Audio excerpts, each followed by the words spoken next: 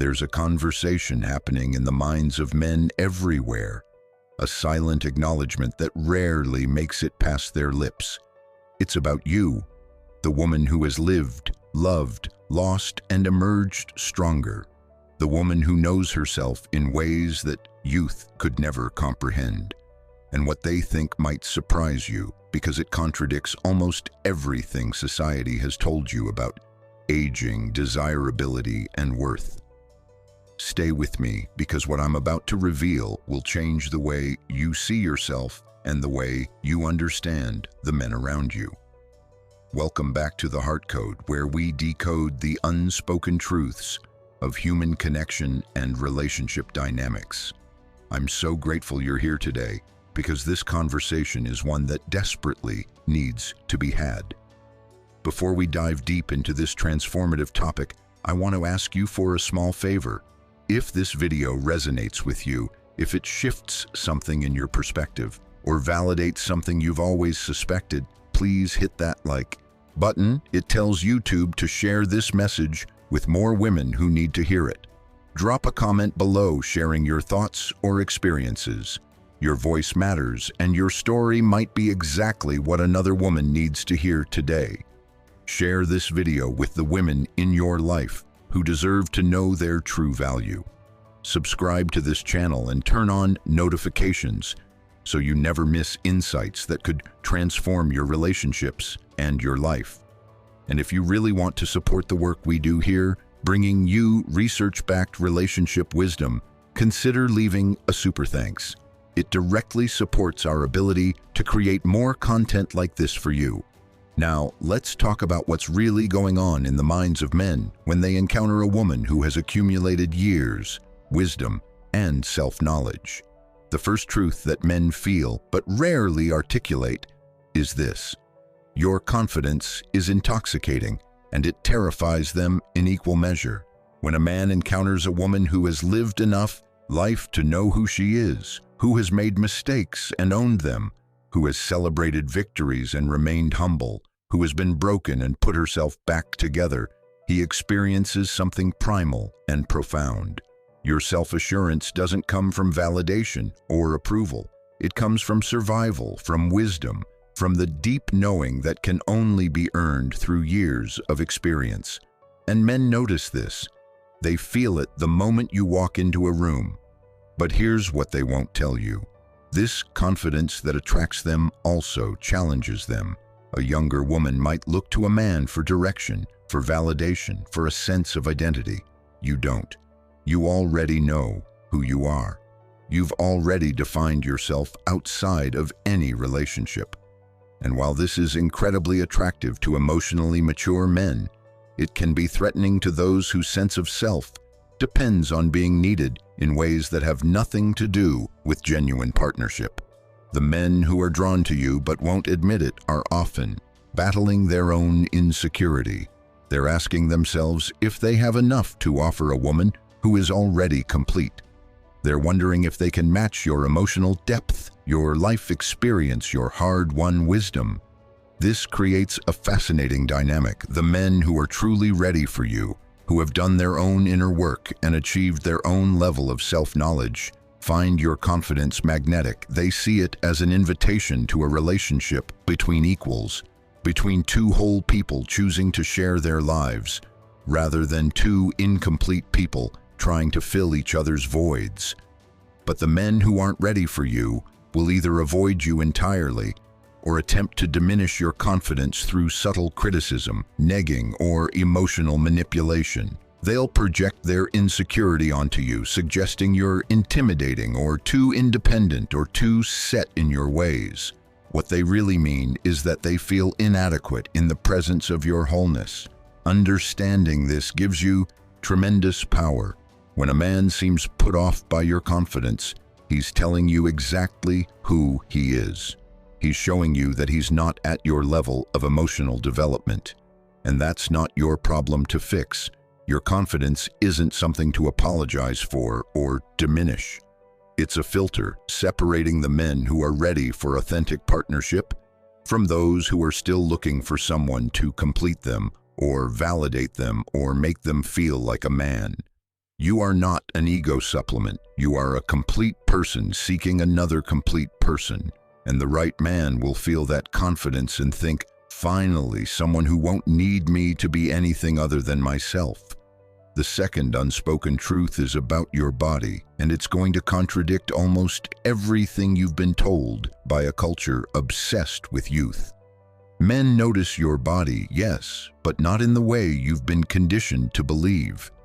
They notice the way you carry yourself, the way you inhabit your skin, the way you move through the world, with a physical self-assurance that can only come from decades of living in that body. You know your body's language. You know its rhythms, its pleasures, its boundaries. And this knowing translates into a physical presence that is deeply attractive. Here's what men think but rarely say. The so-called imperfections of your body tell a story, and that story is compelling. The changes that time has brought, the marks of experience, the evidence of a life fully lived. These things don't diminish attraction for emotionally mature men. They deepen it, because these men understand that beauty disconnected from experience is superficial.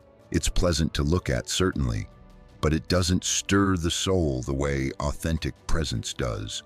When a man who has developed emotional depth encounters a woman who is at home in her body, regardless of how that body matches impossible cultural standards, he experiences attraction on multiple levels simultaneously. Your body represents survival, adaptation, strength, resilience.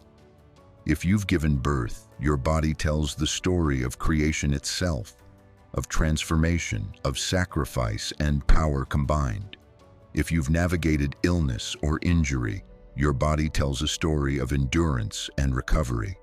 If you've used your body for work, for love, for pleasure, for expression, it carries those stories in ways that are visible to anyone paying attention. And men are paying attention, even when they don't articulate it.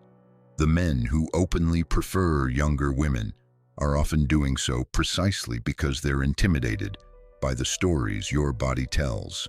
A body unmarked by significant experience allows them to project whatever fantasy they want onto it.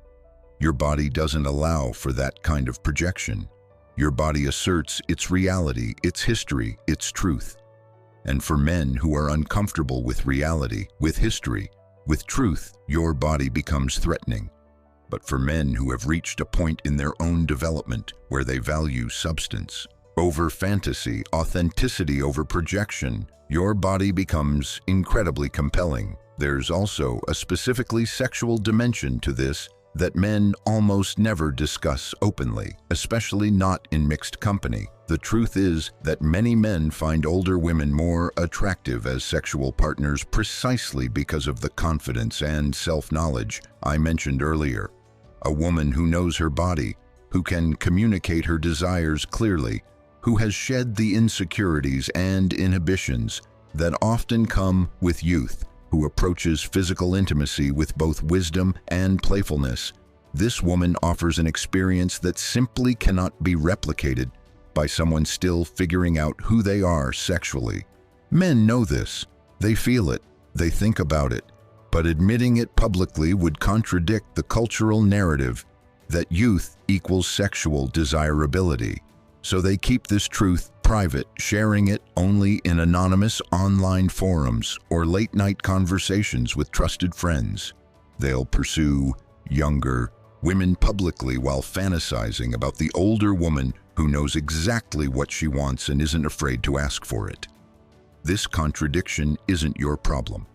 It's a reflection of how culture has trained men to deny their authentic desires in favor of pursuing what they think will gain them social status or peer approval. The third truth men feel but don't admit is about your emotional intelligence and communication skills. By the time a woman reaches a certain level of life experience, she's typically developed a sophisticated understanding of emotional dynamics. You can read subtext, you can identify manipulation, you can spot inconsistency, you can name feelings that others are barely aware of having. You've been through enough relationships, both romantic and otherwise, to recognize patterns. You know the difference between genuine connection and performative affection. You can distinguish between a man who is genuinely interested in knowing you and one who is simply running a script he thinks will lead to the outcome he wants. Men are aware of this, even if only subconsciously. They can feel that you're reading the situation accurately, that you're seeing through facades, that you're not going to accept surface-level engagement.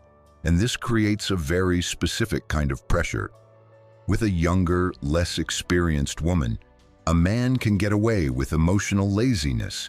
He can offer the bare minimum of communication and emotional presence because she might not yet have the reference points to know she deserves more. With you, that doesn't work. You know what real emotional intimacy looks like because you've experienced it. You know what healthy communication feels like because you've done the work to develop those skills yourself. This means that being with you requires a man to step up in ways he might not have to with someone less perceptive. He has to be more honest, more self-aware, more willing to engage in difficult conversations, more committed to actual growth rather than just talking about it. For emotionally mature men, this is exactly what they want. They're tired of surface-level connections. They want someone who can meet them in the depths, who can have the hard conversations, who can call them on their patterns while loving them through their growth. For emotionally immature men, your perceptiveness feels like a threat. They know they can't fool you, and since their entire relational strategy might depend on image management and emotional avoidance, they simply can't function in relationship with you. What men think but don't say is that your emotional intelligence both attracts and challenges them. They're drawn to the idea of being truly known, truly seen, truly understood. This is a deep human hunger. But being truly known also means being held accountable. It means they can't hide behind excuses or blame or denial. It means they have to show up as their authentic selves, with all their strengths and all their wounds, all their growth and all their growing edges. Not every man is ready for that level of transparency, even though most men long for it at some level. There's also the matter of how you communicate. You've learned through years of experience and probably through painful trial and error how to express your needs, your boundaries, your feelings in ways that are clear and direct. You don't play games. You don't expect people to read your mind. You don't communicate through hints and implications and then get upset when you're not understood. You've learned that clarity is kindness, that directness is respectful, that saying what you mean and meaning what you say is the foundation of functional adult relationships. Men appreciate this more than they typically express. The emotional guessing games that characterize many relationships are exhausting. The constant analysis of tone and subtext, the walking on eggshells, the never knowing where they stand, this creates chronic anxiety. Your straightforward communication style eliminates that anxiety. When you're happy, you say so. When you're upset, you name it and explain why. When you need something, you ask for it directly. When you're setting a boundary, you're clear about it. This level of clear communication is a gift, and men recognize it as such, even if they don't always acknowledge it. But here's the complicated part. Some men have become so accustomed to relationship dynamics based on confusion and drama that your clarity feels boring to them. They've associated excitement with chaos, passion with volatility, connection with crisis. Your mature communication style doesn't trigger their addiction to dramatic highs and lows. And because they haven't developed the emotional sophistication to appreciate sustainable intimacy over dramatic intensity, they might pursue younger, less clear communicators. Again, this is not your loss. This is them revealing their emotional immaturity, their inability to distinguish between healthy and unhealthy relationship patterns. The fourth truth is about your independence, and it's one of the most complicated for men to navigate. You have your own life. You have your own friends, your own interests, your own career or projects or passions. You have your own money, your own home, your own routine. You've built a life that works for you, and you're not looking for a man to rescue you from anything, or to complete you, or to give your life meaning. You're looking for someone to share your already meaningful life with, to enhance what you've built, to add to what already exists rather than to fill a void. For secure, emotionally mature men, this independence is deeply attractive. It means they can be with you without losing themselves. It means the relationship can be a choice rather than a need, a desire rather than a dependency. It means both people can maintain their individual identities while creating something together. This is the foundation of healthy adult partnership. But for insecure men, for men whose sense of masculinity depends on being needed, your independence feels like rejection. If you don't need them to pay your bills, to fix your problems, to give your life structure and meaning, then what's their role? What value do they bring? This question, what value do I bring if she doesn't need me, reveals a fundamental misunderstanding of what healthy relationships are about. Healthy relationships aren't about need. They're about choice. They're not about filling voids. They're about two complete people deciding that life is better together than apart. But many men have been socialized to believe that their value in a relationship comes from being needed, from being the provider, the protector, the solver of problems. When they encounter a woman who doesn't need those things, who has provided for herself and protected herself and solved her own problems, they experience an identity crisis. What men think but rarely admit is that your independence forces them to reevaluate what they bring to a relationship beyond traditional provider-protector roles. It forces them to consider whether they're interesting, whether they're emotionally available, whether they're capable of genuine intimacy, whether they're fun to be around, whether they're growing and evolving, whether they add value to your life beyond financial or practical contributions. For many men, these questions are uncomfortable because they've never had to ask them before. They've been able to rely on fulfilling traditional roles without developing themselves as complete human beings. The men who rise to this challenge, who ask themselves these questions, and do the work to become more than just providers or protectors. These are the men who discover that relationship with an independent woman is far more rewarding than relationship based on dependency. But the men who can't or won't rise to this challenge will attempt to undermine your independence either through direct criticism or through more subtle means like creating chaos that pulls you away from your own life, or demanding so much time and energy that maintaining your independence becomes difficult. Your independence is a gift, both to yourself and to any man capable of appreciating it. It means you're bringing your full self to a relationship, not a needy, incomplete version looking to be rescued. It means you can leave if the relationship becomes unhealthy, which paradoxically makes healthy relationship more likely, because there's no tolerance for dysfunction. It means you're choosing to be with someone every single day, which makes that choice meaningful. Men know this. The secure ones are grateful for it. The insecure ones are threatened by it. The fifth truth is about your priorities and how you spend your time. And this one cuts to the heart of why many men feel inadequate around older women, even when they're attracted to them. You know what matters to you. You know what's a waste of time and what's worth investing in. You know the difference between drama and actual problems. You know which battles are worth fighting and which ones are better left alone. You know how you want to spend your limited time and energy. This clarity of priorities is something most people spend decades developing, and you have it. What this means in practical terms is that you're not going to waste time on situationships that go nowhere, on people who can't or won't commit, on relationships that are more stress than joy, on men who are still figuring out basic adult functionality. You're not going to accept breadcrumbs and pretend it's a meal. You're not going to twist yourself into shapes trying to be what someone else wants. You're not going to ignore red flags because you're lonely, or because you've invested time, or because you're hoping someone will change. You've learned these lessons the hard way, and you're not going to unlearn them.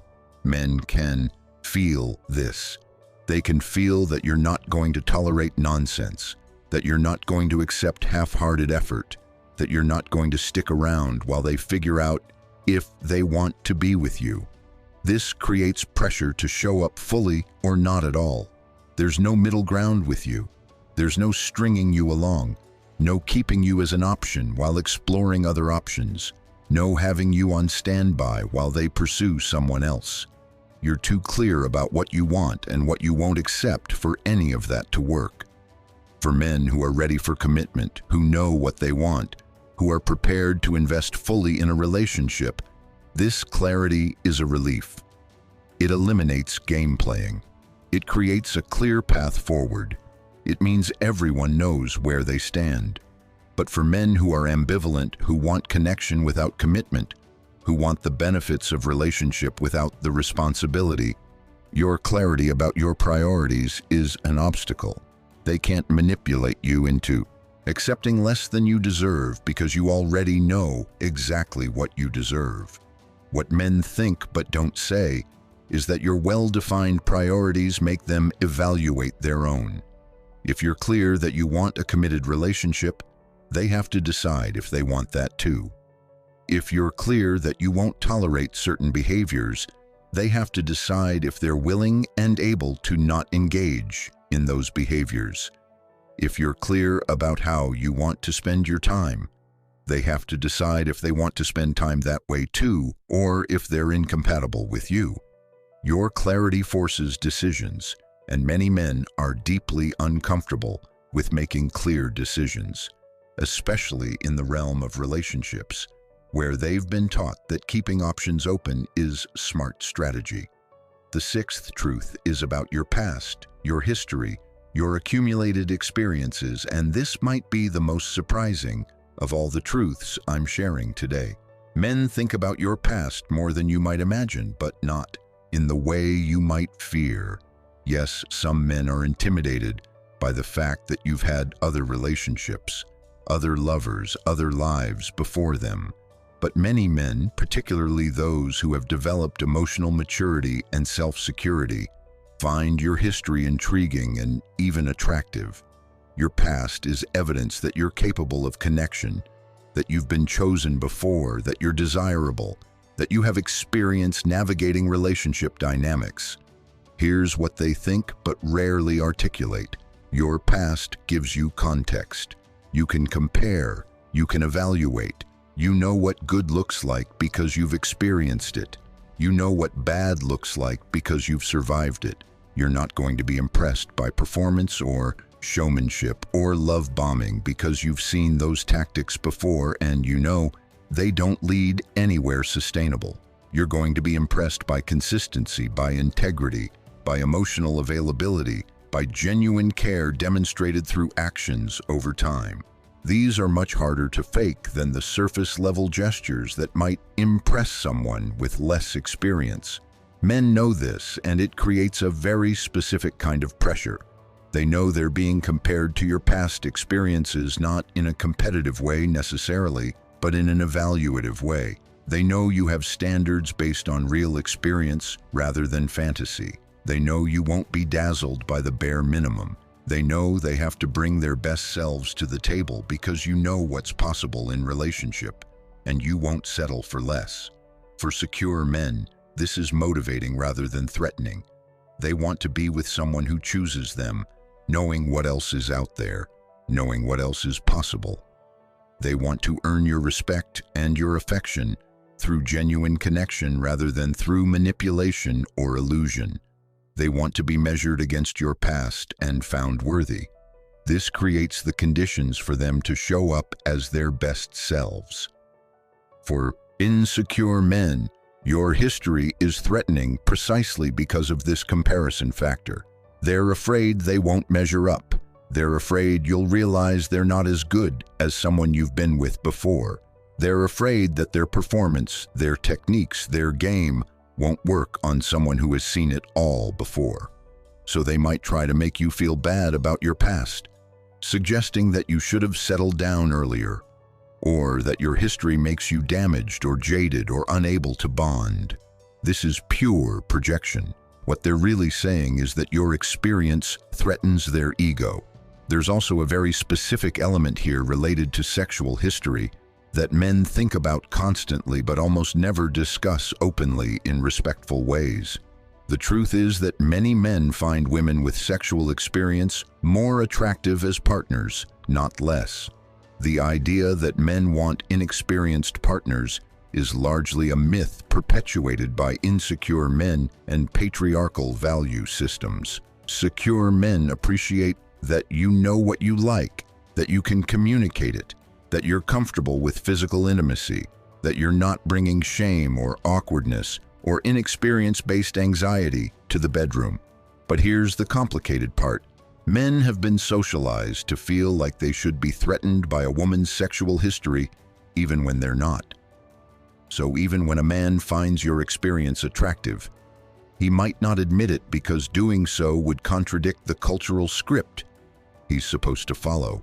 He might even criticize your past publicly while privately finding it intriguing. This disconnect between what men have been told they should feel and what they actually feel creates all kinds of cognitive dissonance and contradictory behavior. The seventh truth men feel but don't admit is about your relationship with other people, particularly other women, and what that reveals about your character. By the time a woman has accumulated life experience, she typically has a network of meaningful relationships, friendships that have lasted years or decades, family connections that have weathered storms, professional relationships built on mutual respect, community ties that reflect shared values. Men notice this. They notice how you talk about your friends. They notice how you prioritize those relationships. They notice the quality of people you surround yourself with, and they draw conclusions. What men think but rarely say is that the way you treat other people, especially people who can't do anything for you, reveals your character more clearly than anything you could tell them about yourself. If you have long-standing friendships, it suggests you're capable of maintaining connection over time. If you speak respectfully about people even when they're not around, it suggests you'll speak respectfully about them when they're not around. If you have boundaries with others, it suggests you'll have boundaries with them too, which is actually positive for secure men, even though it might threaten insecure ones. Your relationships with other women are particularly telling. Men who are paying attention notice whether you compete with other women or collaborate with them. They notice whether you support other women or tear them down. They notice whether you've internalized misogyny or rejected it. They notice whether you operate from scarcity, treating other women as threats, or from abundance, celebrating other women's success. And secure men find women who genuinely like and support other women far more attractive than women who position themselves as special by putting other women down. This is related to a broader truth about emotional generosity. Men notice whether you're generous with your time, your attention, your resources, your kindness. They notice whether you tip well, whether you're patient with service workers, whether you remember details about people's lives, whether you show up for others when needed. Emotional generosity is incredibly attractive because it suggests that you'll be generous with them too, that you have the capacity to care about others without depleting yourself, that your heart is expansive rather than contracted. But emotional generosity is different from people-pleasing or having no boundaries, and men can usually sense the difference. Emotional generosity comes from fullness. It's choosing to give because you have enough to share. People-pleasing comes from emptiness. It's trying to earn worth or love or approval through excessive giving. Men who are looking for healthy partnership are attracted to emotional generosity. Men who are looking for someone to exploit are attracted to people-pleasing. The fact that you've learned the difference and can engage in one without falling into the other is something emotionally mature men notice and value. The eighth truth is about your goals, your ambitions, your sense of purpose, and how you orient your life around meaning rather than just responding to circumstances. By this point in your life, you likely have a sense of what you're trying to build, what you're trying to create, what legacy you're trying to leave, what contribution you're trying to make.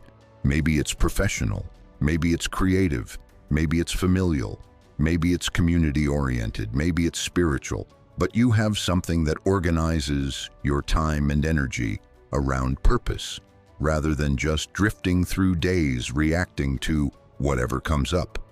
Men notice this.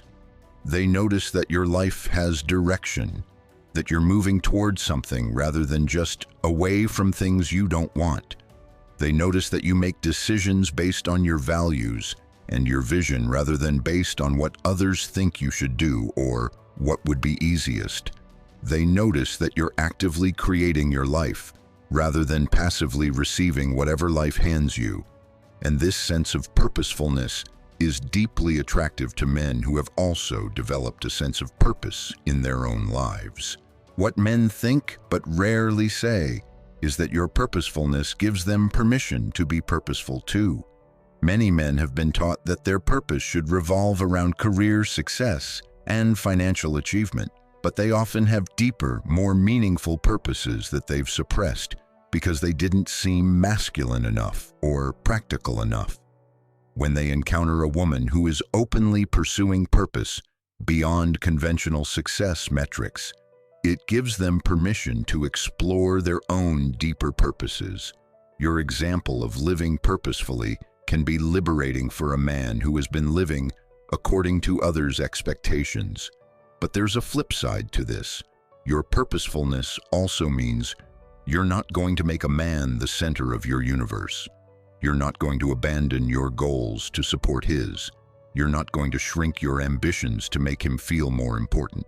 You're not going to pretend his purpose is more valid than yours.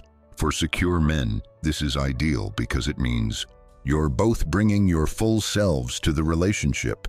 For insecure men, this is threatening because they've been taught that a woman should orient her life around her man's life. This connects to a broader dynamic around ambition. Ambitious women, particularly ambitious older women, trigger very complex reactions in men. On one level, ambition is attractive. It suggests drive, passion, competence, vision. On another level, many men have been socialized to feel threatened by female ambition, to see it as competition rather than compatibility. What men think but don't admit is that they're often deeply conflicted about ambitious women. They're attracted to the energy and passion of ambition, while simultaneously feeling threatened by it. The men who have worked through this socialization, who have rejected the zero-sum model of success, where your achievement somehow diminishes theirs, these men are capable of celebrating your ambition and supporting your goals while pursuing their own. But men who haven't done this inner work will either avoid ambitious women entirely or attempt to subtly undermine their ambitions through criticism, through creating drama that pulls focus away from goals, through minimizing achievements, through questioning whether the ambition is worth the cost. Your ambition reveals which category a man falls into very quickly.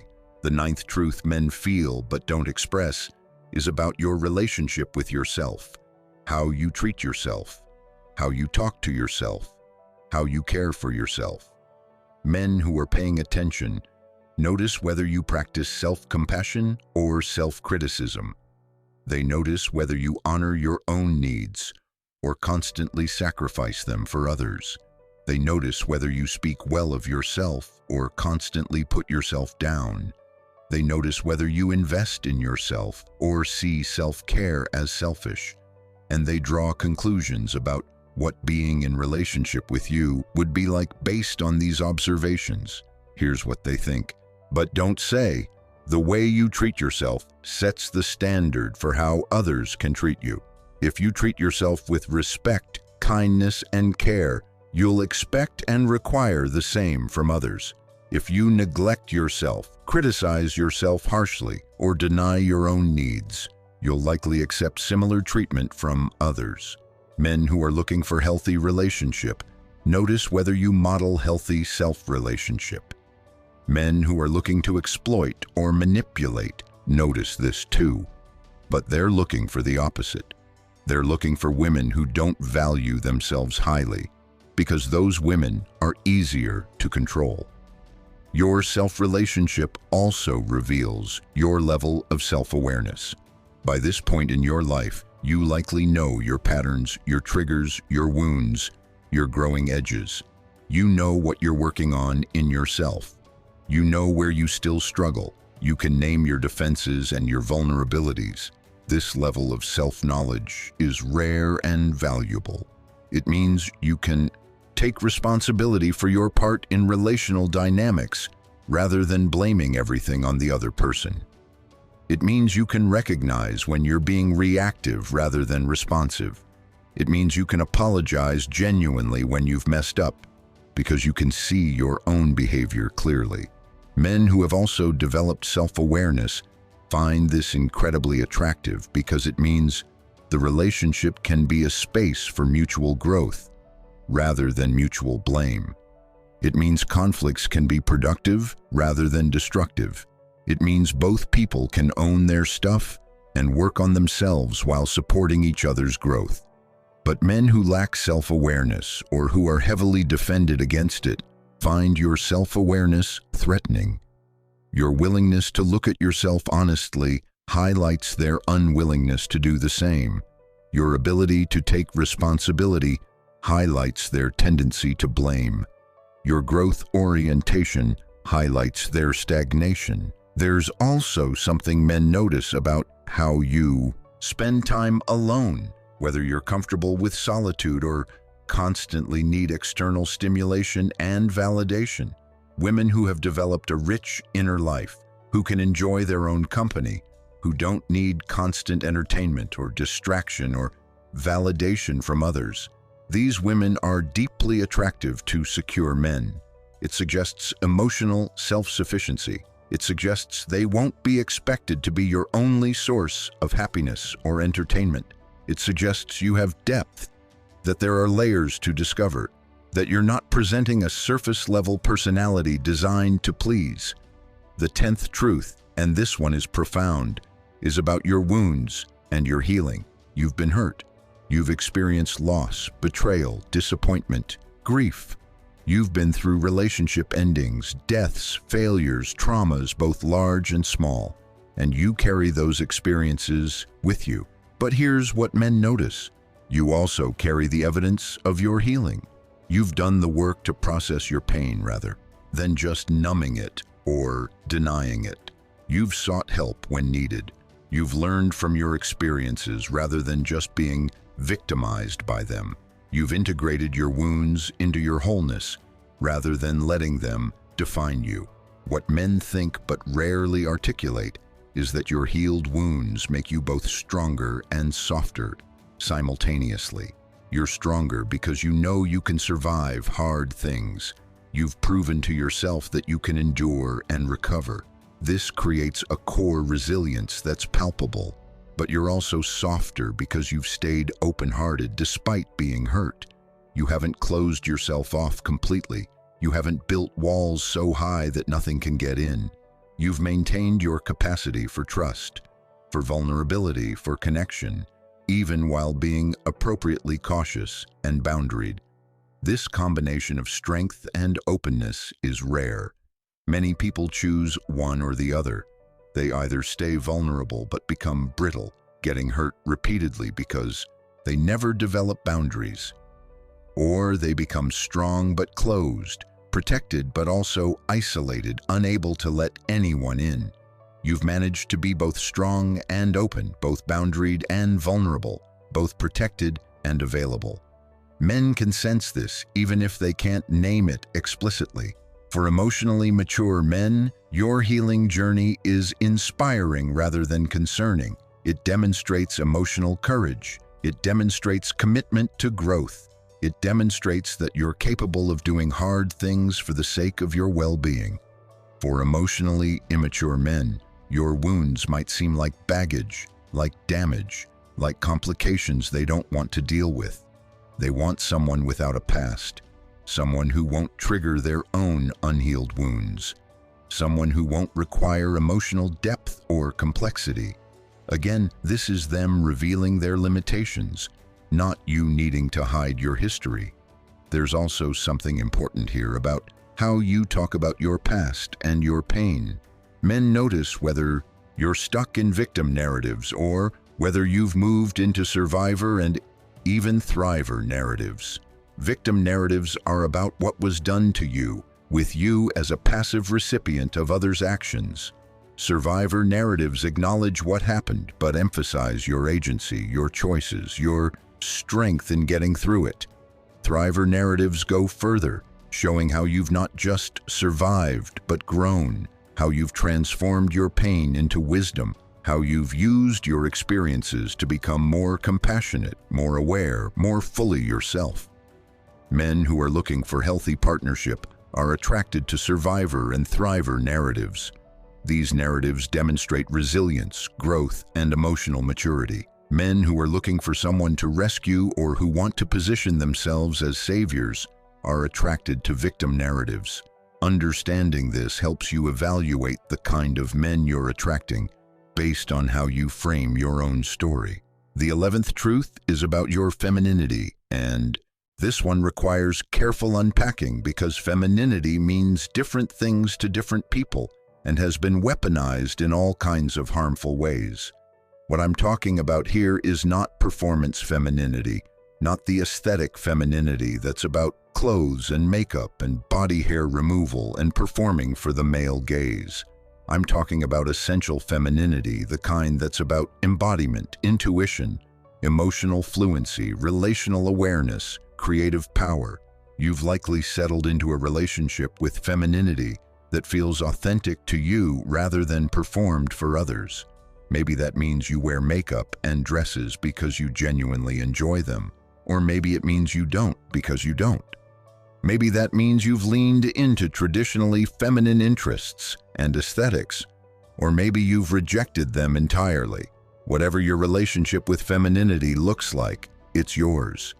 You're not performing femininity to attract male attention or to meet cultural expectations.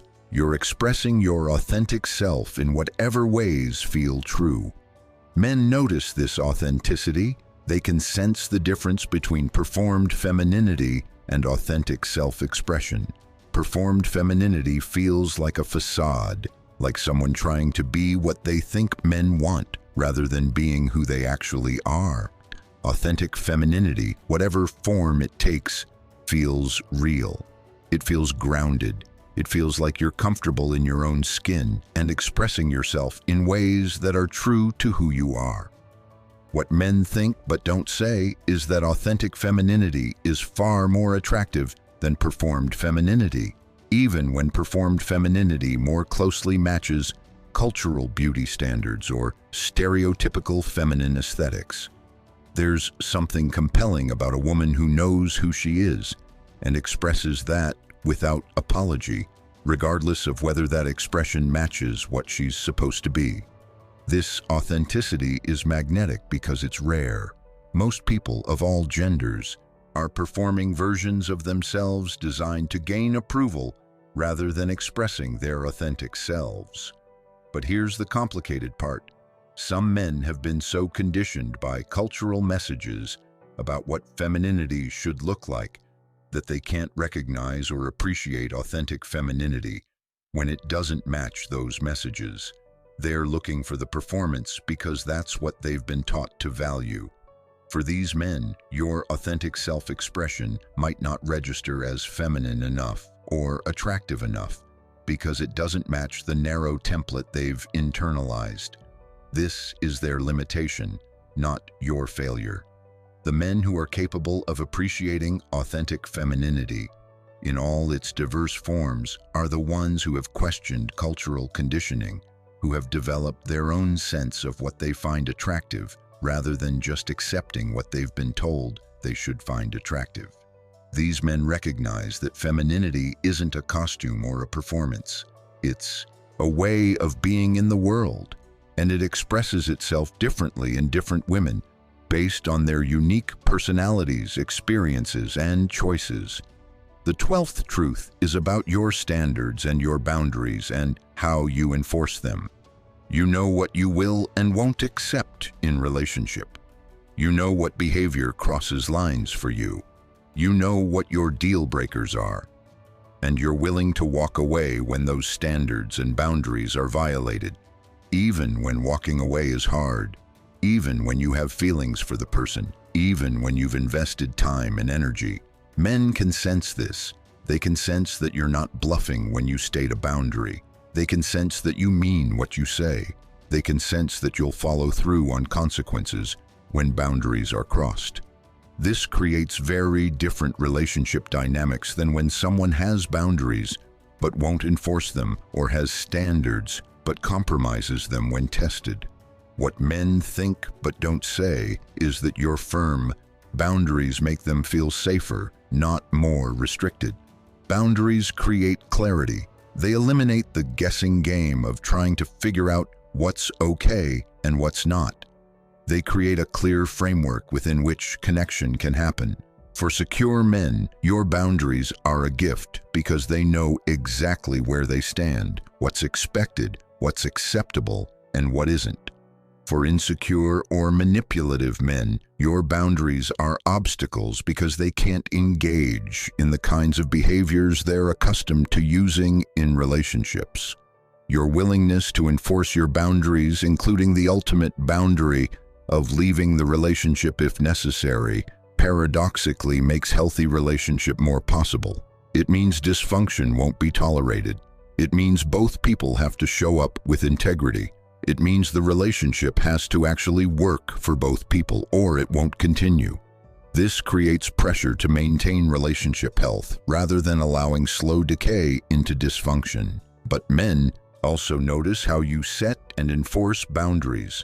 There's a difference between boundaries and punishment, between clear communication and hostile demands, between protecting yourself and attacking others. You've likely learned through experience how to set boundaries in ways that are clear and firm without being aggressive or punishing. You can say no without making the other person wrong for asking. You can protect yourself without attacking them. You can assert your needs without denying theirs. This skillful boundary setting is something emotionally mature men deeply appreciate. The 13th truth is about your capacity for joy, for pleasure, for delight, for play. Despite everything you've been through, despite the losses and disappointments and heartbreaks, despite the weight of responsibility and the challenges of life, you've maintained your ability to experience joy. You can still laugh. You can still play. You can still find delight in small things. You can still be spontaneous. You can still be silly. This capacity for joy coexists with your depth, with your wisdom, with your ability to handle serious matters seriously. Men notice this. They notice whether you've become bitter and cynical, or whether you've maintained your sense of wonder and delight. They notice whether you can still be playful, or whether you're so weighted down by life that everything feels heavy. They notice whether you find joy in living, or whether you're just going through the motions. And your capacity for joy is deeply attractive because it suggests that life with you would be enjoyable, not just serious and responsible and duty-bound. What men think but don't say is that they're looking for someone who can balance depth and lightness, someone who can be serious when seriousness is called for, but playful when there's room for play. Many men fear that being with an older woman means giving up fun, giving up spontaneity, giving up lightness. When they discover that you've maintained your joy and playfulness Alongside your wisdom and maturity, it challenges their assumptions and opens up possibility. There's also something specifically about sensual pleasure here that men think about constantly but rarely articulate respectfully. Your comfort with pleasure, your ability to receive it, your willingness to pursue it, your lack of shame around it, these qualities are incredibly attractive. Women who have spent time learning their own bodies, understanding their own desires, releasing cultural shame around pleasure, these women bring an energy to physical intimacy that simply cannot be matched by someone who is still tangled up in should and shouldn't, in shame and inhibition. Men know this. They can sense when a woman is comfortable in her body and comfortable with pleasure. They can sense when a woman knows what she likes and is willing to communicate it. They can sense when a woman approaches physical intimacy with joy rather than obligation. And while they might not articulate this clearly or respectfully, especially not publicly, it's absolutely a factor in attraction. The 14th truth is about your relationship with change and uncertainty. Life has taught you that change is constant, that nothing stays the same forever, that uncertainty is the nature of existence. You've learned to navigate change rather than resist it. You've learned to find stability within yourself rather than seeking it only in external circumstances. You've learned that trying to control everything is exhausting and ultimately futile, that some degree of surrender and trust is necessary for peace. Men notice how you handle change and uncertainty because these qualities predict how you'll navigate the changes and uncertainties that inevitably arise in relationship. Do you panic when plans change? Do you become rigid when facing uncertainty? Do you try to control everything controllable as a way of managing anxiety? Or have you developed enough internal stability that you can bend with change, flow with uncertainty, adapt without losing your center? What men think but don't say is that your flexibility and adaptability make you a better partner for the long term.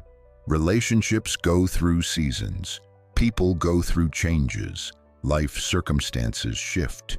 A partner who can only function under specific conditions, who needs everything to stay the same to feel secure, who resists all change, this partner becomes a liability rather than an asset when life inevitably brings challenges and transitions. But a partner who can adapt while maintaining their core self, who can navigate change without losing their grounding, who can handle uncertainty without becoming anxious and controlling. This partner is someone you can build a life with. There's also something here about your relationship with endings. You've experienced enough endings to know that they're a natural part of life. Relationships end, jobs end, phases of life end, people die, dreams sometimes die too. You've learned that endings, while painful, also create space for new beginnings. You're not so afraid of endings that you cling desperately to things that aren't working. You're not so afraid of loss that you avoid attachment entirely. You found a middle path where you can engage fully while also knowing that nothing lasts forever, where you can commit deeply while also accepting that someday it will end. Men who have developed similar wisdom about impermanence find this incredibly attractive. It means you can be present without being possessive. It means you can commit without becoming controlling. It means you can love fully while holding lightly. But men who are terrified of endings, who need guarantees and absolute certainty, who try to make everything permanent and unchanging, these men find your acceptance of impermanence threatening.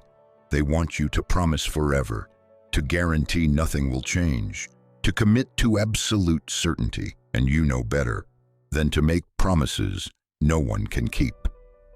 The 15th truth is about your wisdom, and wisdom is distinct from intelligence or knowledge. You might or might not be highly educated. You might or might not be intellectually brilliant, but you have wisdom which comes from integrating experience with reflection. You've lived enough to recognize patterns. You've reflected enough to understand those patterns. You've applied those insights enough to develop wisdom. Men feel your wisdom even when they can't articulate what they're feeling. There's a quality of being around someone wise that's palpable. Wise people don't react impulsively. They respond thoughtfully. Wise people don't need to prove themselves. They're secure in what they know and humble about what they don't. Wise people don't get caught up in drama. They can see it for what it is and choose not to engage. Wise people don't make the same mistakes repeatedly. They learn and adjust and grow. What men think but rarely express is that your wisdom is both comforting and challenging. It's comforting because it suggests that you'll make good decisions, that you'll be a steady presence, that you won't create unnecessary chaos or drama, that you can be trusted to handle life's complexities with thoughtfulness rather than reactivity. It's challenging because wisdom often sees through facades, through excuses, through self-deception. Your wisdom means they can't fool you easily, can't manipulate you with standard tactics, can't avoid accountability by crafting clever narratives. For men who have also cultivated wisdom, your wisdom is deeply attractive because it means the relationship can operate at a level of depth and authenticity that requires wisdom from both partners. Wise people can have the hard conversations, can sit with complexity and ambiguity, can hold multiple truths simultaneously, can grow from conflict rather than being destroyed by it. For men who lack wisdom or who actively avoid it, your wisdom feels judgmental, condescending, superior. They experience your thoughtful responses as criticism. They experience your pattern recognition as accusation. They experience your refusal to engage in drama as coldness. There's also something about the wisdom of knowing what you don't know. You've lived long enough to recognize the limits of your knowledge and understanding. You're not pretending to have all the answers. You're willing to say, "I don't know." You're willing to admit when you're wrong. You're willing to learn from others, including from people younger than you. This intellectual humility is a component of wisdom that men notice and respect, even when they struggle with their own intellectual humility. The 16th truth is about your presence, your ability to be fully here, fully now, fully engaged with what's happening in this moment rather than lost in regret about the past or anxiety about the future. This quality of presence is cultivated over years of practice, whether through meditation or therapy, or simply through the accumulated experience of realizing that the present moment is all we ever actually have. Men notice when you're truly present with them. They notice when you're listening fully rather than waiting for your turn to talk. They notice when you're engaged with the conversation rather than checking your phone or letting your mind wander. They notice when you're actually here rather than somewhere else mentally. And presence is magnetic because it's so rare. Most people are anywhere but here, lost in thoughts about past or future, distracted by devices and worries and plans. What men think but don't say is that your presence makes them feel seen in a way they rarely experience. To be truly seen, truly met, truly engaged with by another person is a profound experience. Most interactions are surface level, performative, distracted. But when you bring your full presence to an interaction, the quality of that interaction transforms. Men notice this and crave it, even when they can't name what they're experiencing. Your presence also manifests in physical ways. You're comfortable in your body. You're not constantly fidgeting or adjusting or performing. You can be still. You can make eye contact. You can touch and be touched with awareness and intention rather than nervous energy. This embodied presence is deeply attractive because it suggests comfort with intimacy, with connection, with being fully in relationship rather than holding part of yourself back. But presence is also challenging for men who are uncomfortable with intimacy.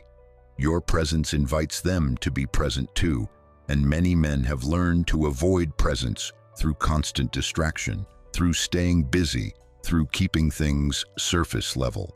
Your invitation to presence, implicit in your way of being, can feel threatening to men who have armored themselves against genuine connection.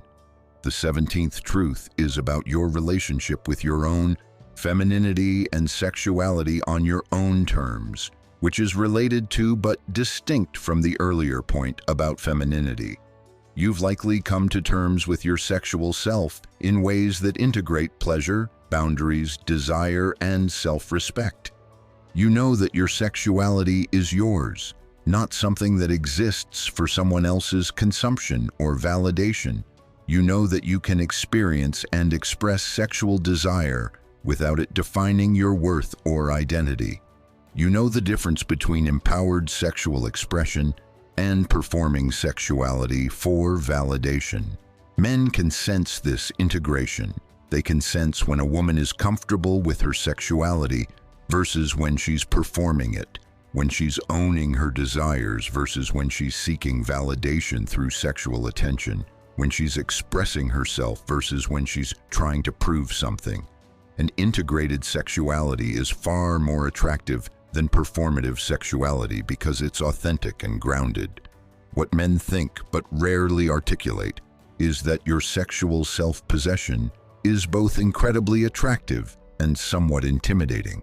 It's attractive because it promises authentic connection, mutual pleasure, honest communication about desires and boundaries. It's intimidating because it means they can't rely on standard techniques or performances, because you know what good looks like and won't settle for less, because you're going to expect them to be equally authentic and present. There's also something here about how you've integrated sexuality with the rest of your life and self. You don't compartmentalize it as something separate from your emotional life, your intellectual life, your spiritual life. You understand sexuality as one dimension of your wholeness, connected to everything else. Men who are capable of similar integration find this deeply attractive.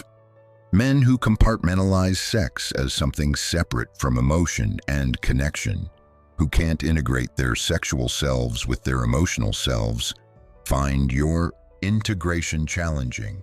The 18th truth is about your generosity of spirit and your capacity to give without depleting yourself. You've learned the difference between giving from fullness and giving from emptiness. You've learned that you can't pour from an empty cup. You've learned to resource yourself, to fill your own cup first, so that your giving comes from abundance rather than from trying to earn worth or love or approval through excessive giving. Men notice this sustainable generosity. They notice that you give freely, but not compulsively, that you're generous, but not a martyr, that you care for others, but also care for yourself. This suggests that a relationship with you would be balanced, that there would be give and take, that you wouldn't sacrifice yourself completely while building resentment, that you wouldn't give until you're depleted and then blame them for taking. What men think but don't say is that your balanced generosity makes them feel less burdened with guilt.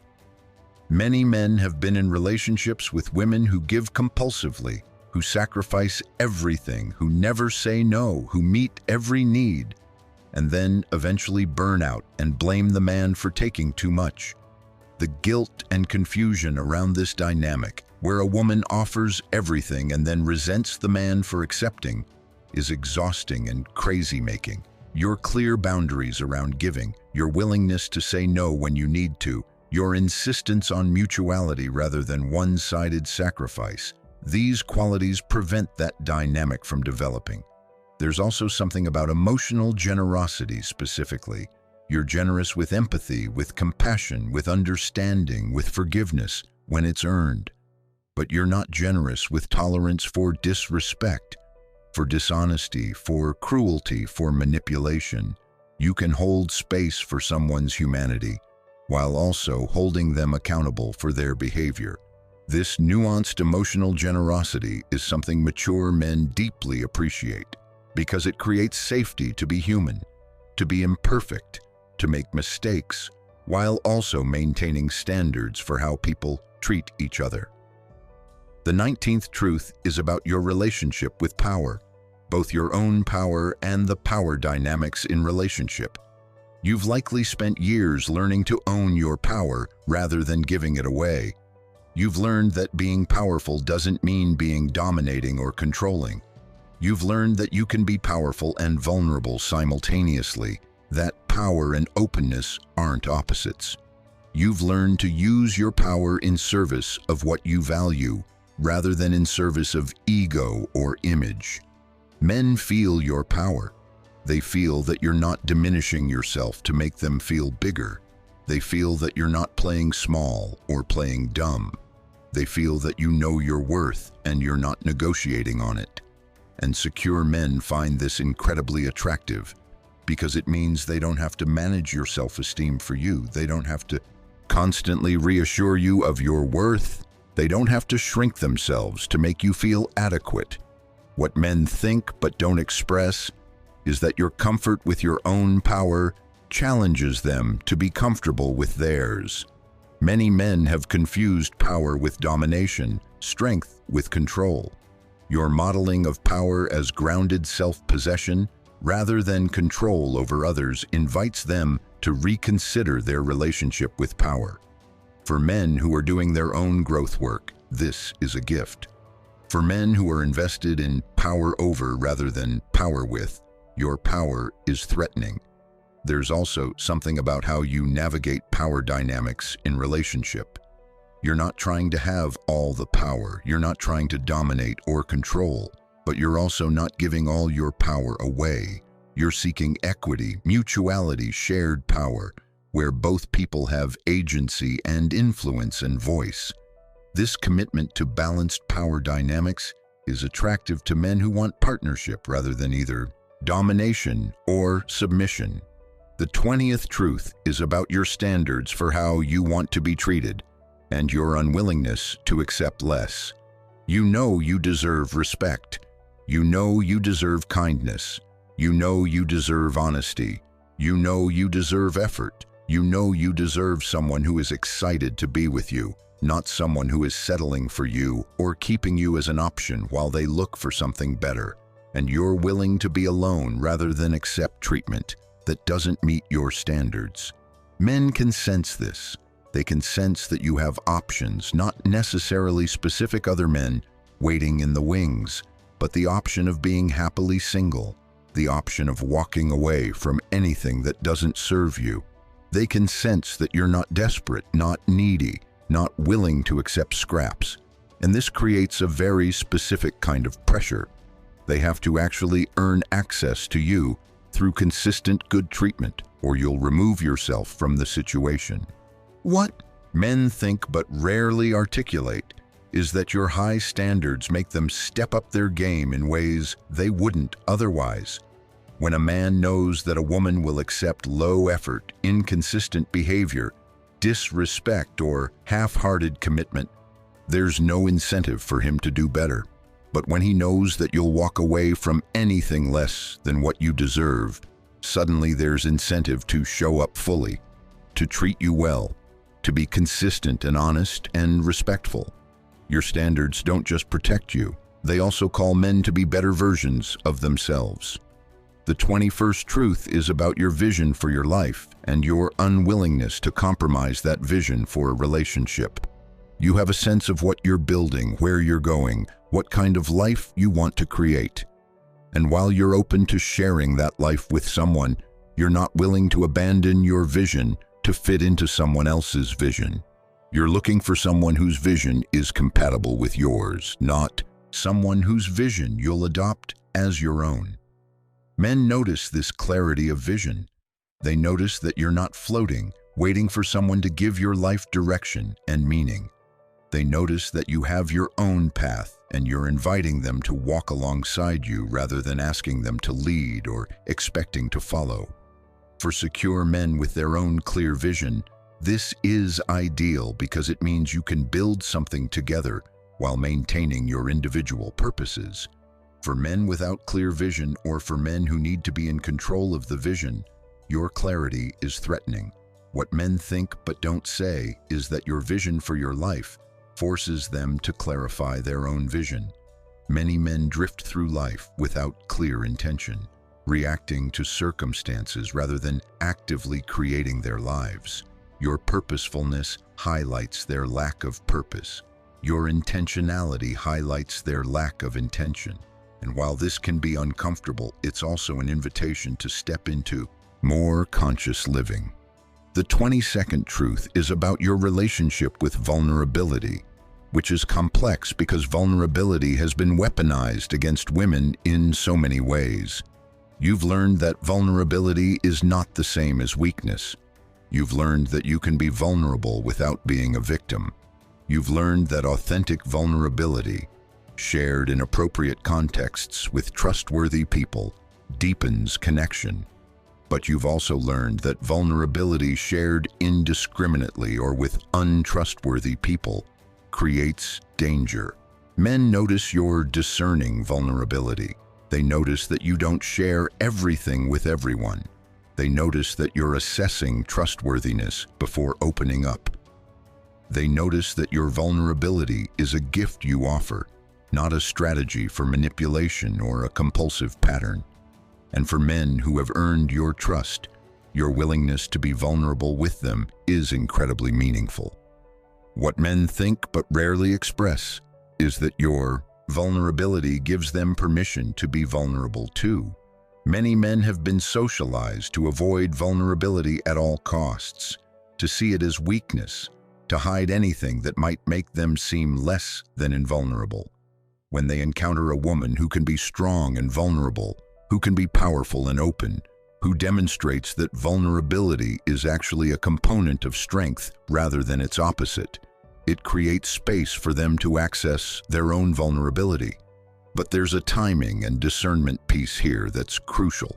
You don't lead with vulnerability. You don't trauma dump on first dates. You don't share your deepest wounds with people who haven't demonstrated trustworthiness. You build trust over time and share vulnerability in proportion to earned trust. This discerning approach to vulnerability is attractive to secure men because it suggests good boundaries and good judgment. It's threatening to manipulative men because they can't use your vulnerability against you if you're not sharing it indiscriminately. The 23rd truth is about your relationship with money and resources, your financial independence and literacy. You've learned to manage money, to create financial security for yourself, to make informed decisions about resources. You're not looking for someone to rescue you financially. You're not bringing debt and financial chaos into relationship. You're not expecting someone else to fund your life. You're financially competent and self-sufficient. Men notice this. They notice whether you can manage money or whether you're in constant financial crisis. They notice whether you have your own resources or whether you're looking for someone to provide for you.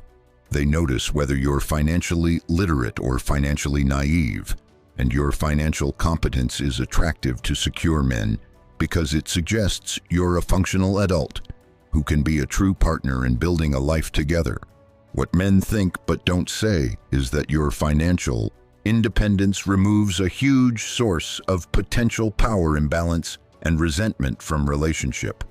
When both people contribute financially, when neither person is completely dependent on the other, when both people have their own resources, it creates the conditions for genuine partnership rather than a dependency relationship. Many men actually find this preferable to traditional provider dynamics, despite cultural messages suggesting men want to be providers and women want to be provided for. But some men are threatened by female financial independence because they've based their sense of masculine worth on being providers. If you don't need their provision, what's their value? This question reveals a limited understanding of what value partners bring to each other beyond financial provision. The men who can appreciate your financial independence are the ones who understand that value in relationship comes from emotional connection, shared experience, mutual support, companionship, and co-creation rather than just from financial provision. The 24th truth is about your relationship with aging itself, how you carry your years, how you feel about your age, how you're navigating this stage of life. If you've embraced aging as a natural process, if you're more focused on being vital than on appearing young, if you're celebrating the wisdom and freedom that come with age rather than mourning lost youth. Men notice this.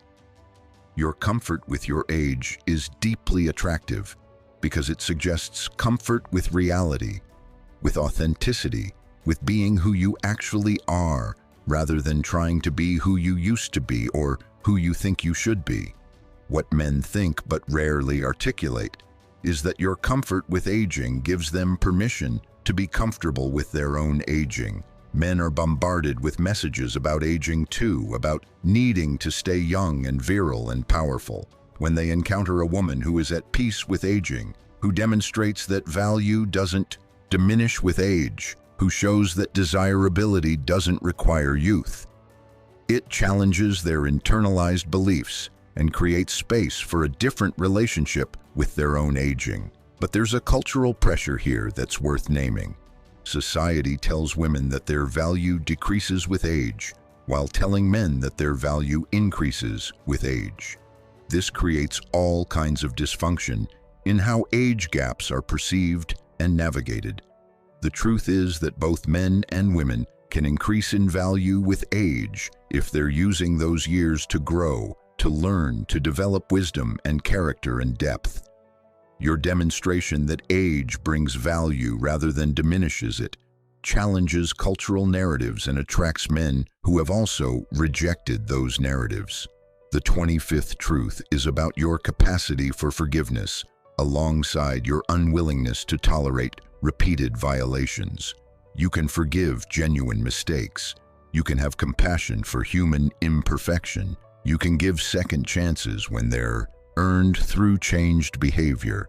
But you also know the difference between a mistake and a pattern, between genuine remorse and manipulative apology, between someone who is working to change and someone who is just sorry they got caught.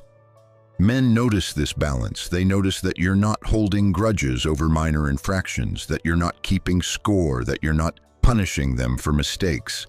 But they also notice that you have limits, that there are things you won't forgive, that repeated violations will result in consequences, including the ultimate consequence of ending the relationship. This creates a dynamic where men can be human and imperfect without fear of permanent judgment, but they also can't repeatedly cross lines without losing you. What men think but don't express is that your balanced approach to forgiveness creates psychological safety alongside accountability. The safety comes from knowing that they can make mistakes and be forgiven, that you understand they're human. The accountability comes from knowing that there are limits to your tolerance, that patterns of harmful behavior will result in consequences. This combination is ideal for growth. People can't grow without safety to make mistakes, but people also can't grow without accountability for patterns of harmful behavior. The 26th truth is about your spiritual or philosophical framework, however you define that. You've likely spent time grappling with big questions about meaning, purpose, ethics, how to live a good life, what matters. You've developed some framework, whether religious or secular, spiritual or philosophical, that guides your choices and gives your life meaning. Men notice whether you have this kind of depth, whether you've thought about more than just surface concerns, whether you have a moral or ethical or spiritual framework that guides you. What men think but rarely say is that your depth in this area makes conversation more meaningful and relationship more rich. Relationships that operate only on the surface, that never touch deeper questions of meaning and purpose and values, eventually feel hollow.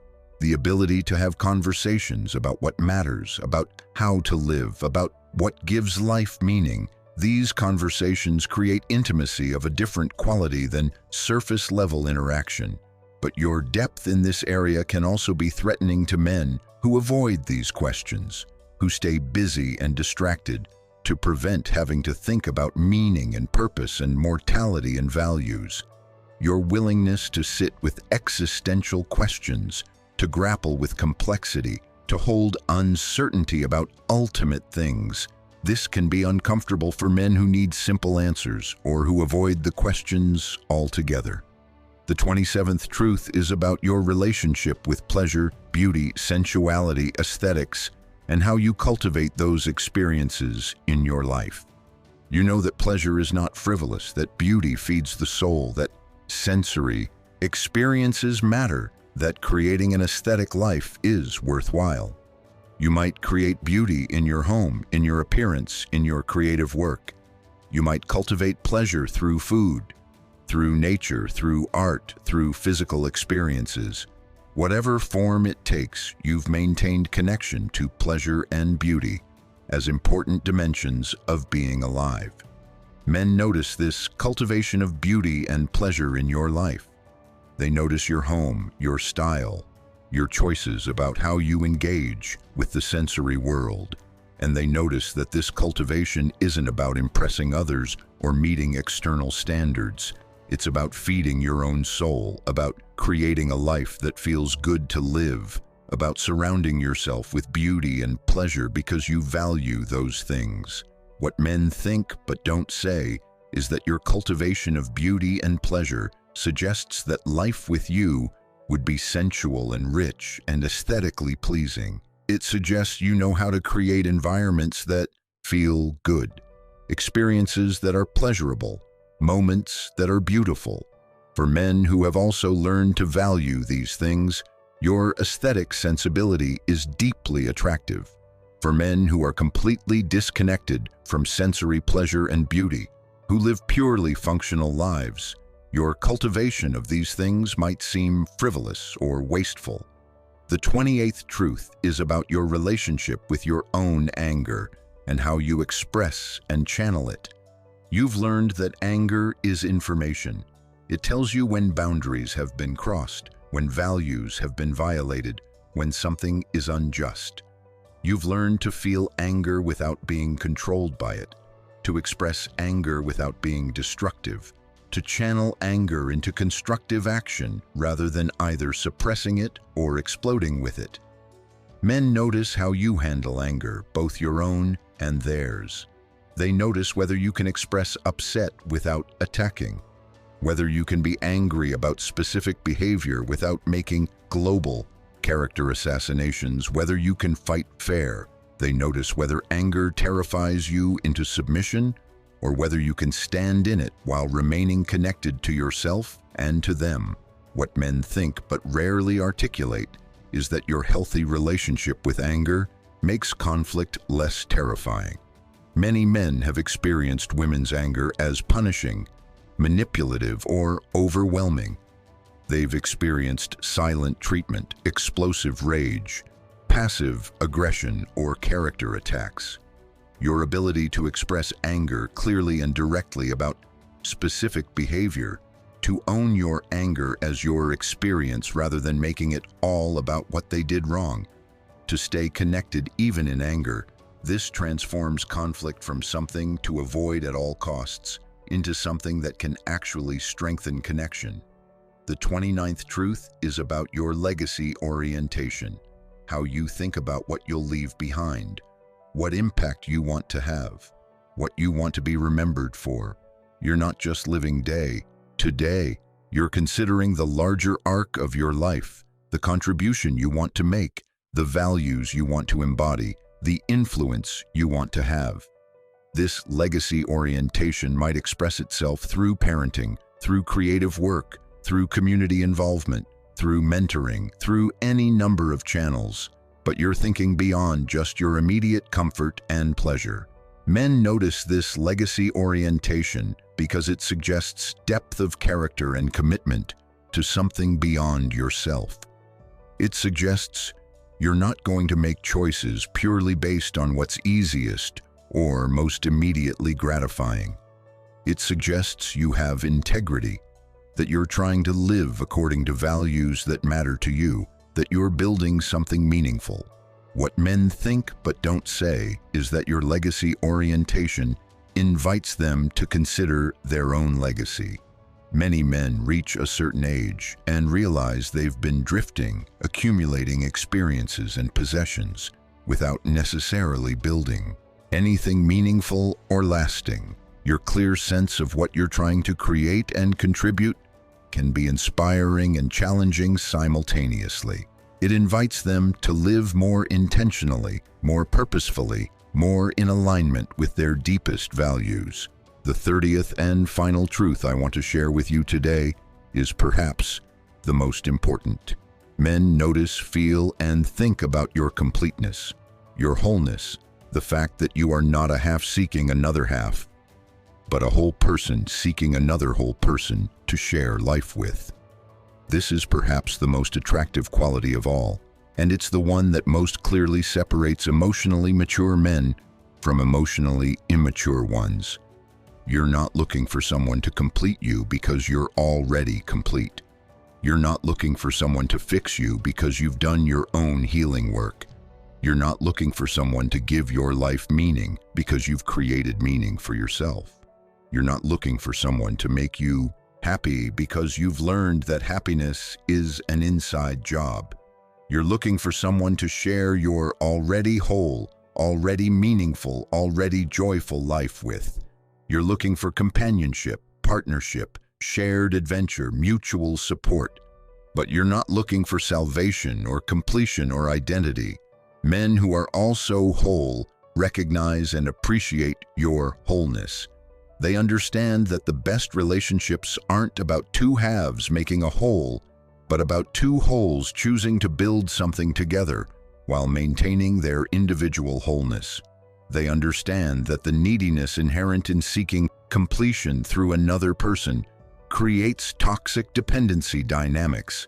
They want what you want: partnership between equals, between two people who are choosing each other rather than needing each other. But men who are not whole, who are looking for someone to complete them or fix them or give their life meaning, find your wholeness threatening or disappointing. They wanted someone who needed them in ways you don't. They wanted someone whose happiness they could control because it depended on them. They wanted someone who would organize their entire life around the relationship because they have no life outside the relationship. Your wholeness reveals that you're not that person, and for men who need that dynamic, you become incompatible. This is the ultimate filter. Your wholeness, your completeness, your full and independent existence attracts the right men and repels the wrong ones. It ensures that anyone who stays is there because they want to be, not because they need to be. It ensures that the relationship is a choice, not a dependency. It ensures that both people can maintain their individual identities while creating something shared. And this is the foundation of the healthiest, most sustainable, most fulfilling kind of partnership. So there you have it, 30 truths about what men feel, think, and notice about you, but rarely articulate. These truths reveal that your age, your experience, your wisdom, your completeness, all the things culture tells you, diminish your value. These are actually the qualities that make you most attractive to emotionally mature men. The men who are truly ready for partnership, who have done their own inner work, who are seeking authentic connection rather than ego validation or fantasy fulfillment. These men are drawn to exactly who you are. The younger woman might trigger a man's biological impulses or his need for validation or his desire to avoid depth and complexity. But you trigger something deeper, his desire for genuine partnership, for authentic connection, for meeting someone as a complete human being rather than as a collection of unmet needs. You challenge him to be better, to step up, to match your level of emotional development and self-knowledge.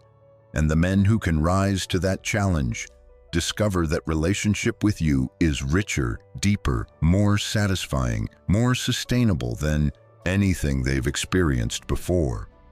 Understanding what men think but don't say gives you power. It helps you see that when a man seems intimidated by you, or avoids you, or tries to diminish you, He's revealing his own limitations, not your flaws. It helps you recognize that the right men are attracted to exactly what you are, not despite your age and experience, but because of it. It helps you stand firm in your worth rather than trying to diminish yourself, to be more palatable to men who aren't ready for you.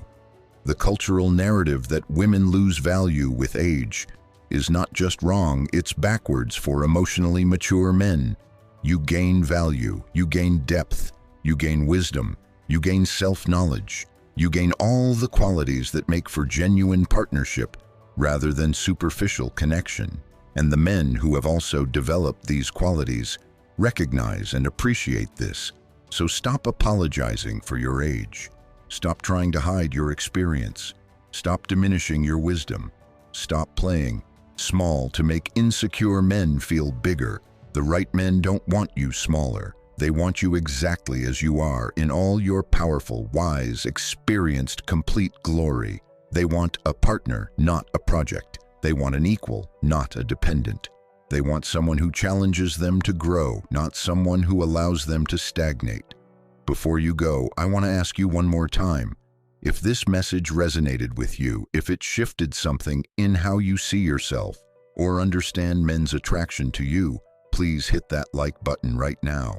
Your engagement helps this message reach more women who need to hear it. Drop a comment sharing which of these truths resonated most strongly with you, or share your own experiences with how men have responded to your maturity and wisdom. Your voice matters. Share this video with the women in your life who need to be reminded of their true value. Subscribe to this channel and turn on notifications so you never miss content that empowers you and helps you understand relationship dynamics more clearly. And if this content has genuinely helped you, if it's provided value that you want to see more of, consider supporting the channel with a super thanks. It makes a real difference in our ability to continue creating empowering content for women like you. Thank you for being here. Thank you for doing your inner work.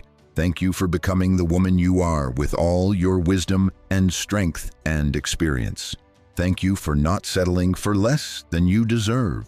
Thank you for knowing your worth. The world needs more women like you, women who refuse to believe the lie that aging diminishes value, women who know that they are complete and whole and worthy exactly as they are.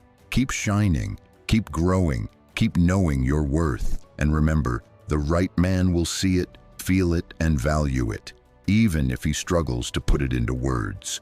Until next time, this is the Heart Code, reminding you that you are enough, you have always been enough, and the right person will recognize that truth. Take care.